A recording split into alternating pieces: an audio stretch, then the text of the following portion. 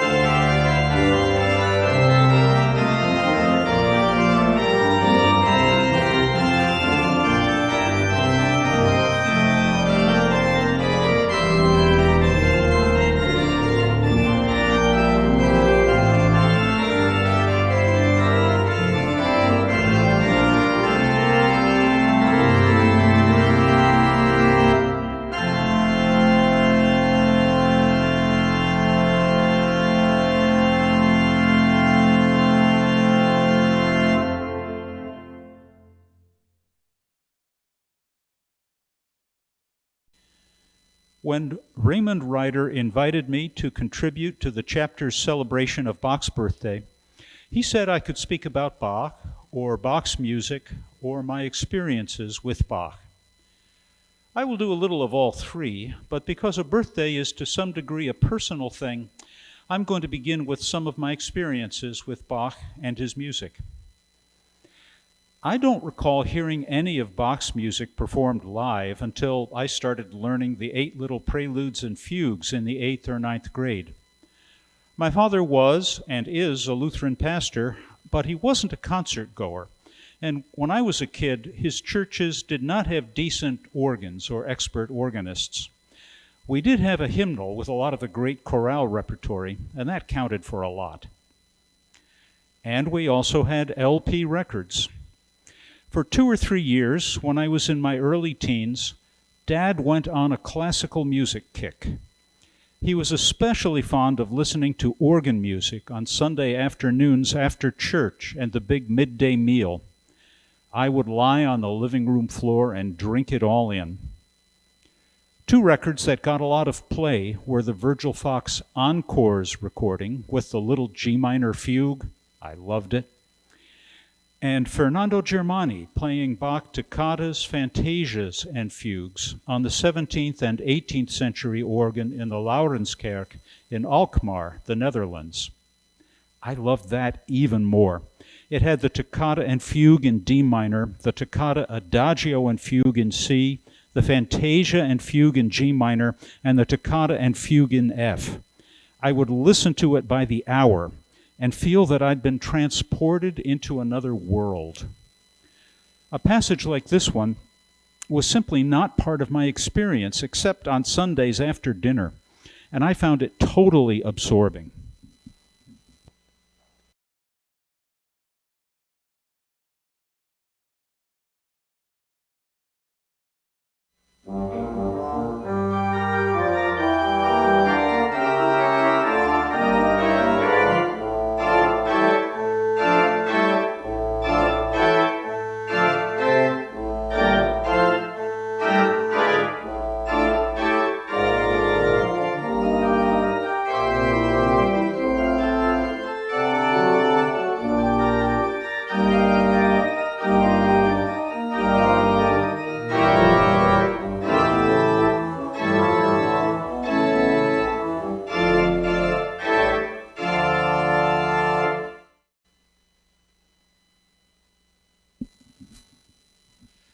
After a few years, Dad got tired of Bach.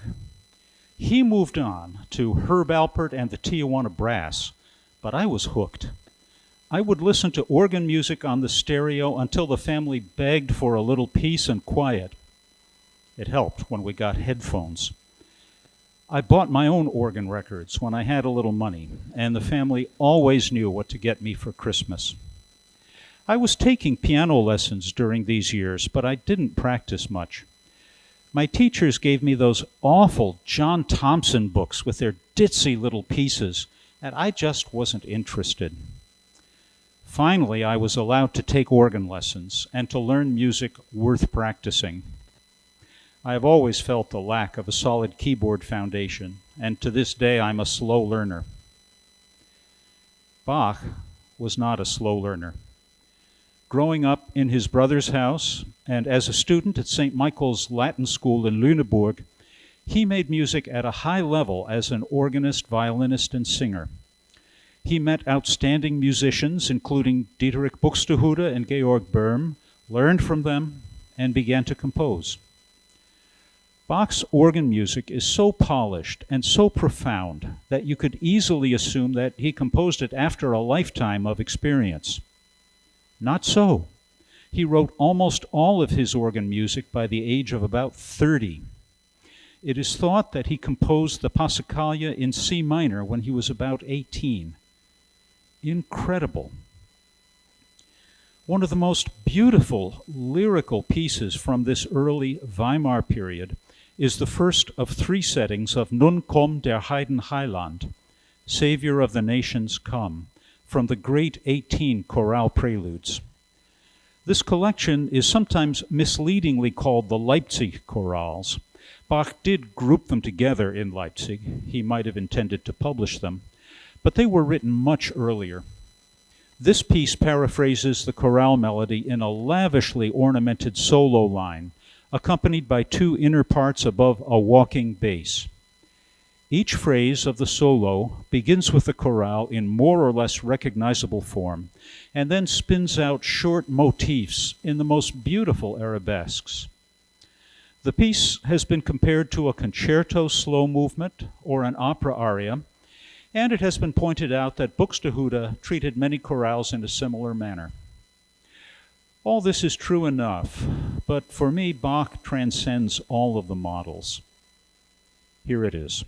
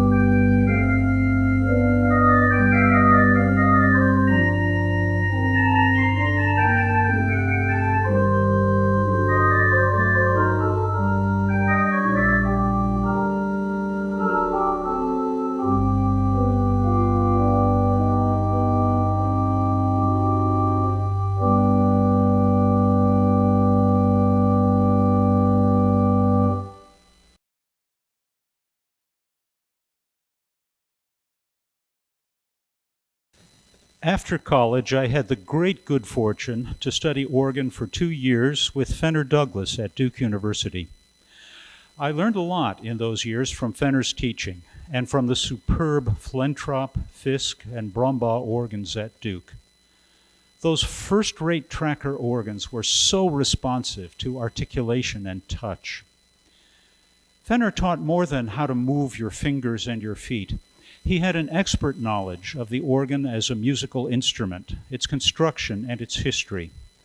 He encouraged his students to learn about the organ and from the organ, how the organ music from a particular time and place responds to the organs for which it was written, and how applying this knowledge on the right kind of organ can help make that music live. After a long detour in musicology, I returned to the organ bench at St. Albans. I am blessed every week to play an organ well suited to Bach's music, a wonderful tracker instrument built by Paul Fritz. I look forward to the day when we can use it again for congregational singing and can have live concerts. Before I leave you, I would like to play one more piece by Bach. We think of Bach as a great contrapuntist, a master of the old polyphonic style, which of course he was. But he also excelled in a style favored by the younger generation of his time, the galant style, as it was called, with a more transparent texture of one or two solo lines above a bass. Of course, this does not mean that they are easy to play. Bach's trio sonatas, written for his sons to develop their organ technique, are famous examples, but Bach also wrote delightful organ trios based on chorale melodies. This is one of them, the G major trio on Allein Gott in der Höhe sei er from Klavierübung 3. I'm going to try to make it graceful and flowing while keeping my focus every instant. Wish me luck.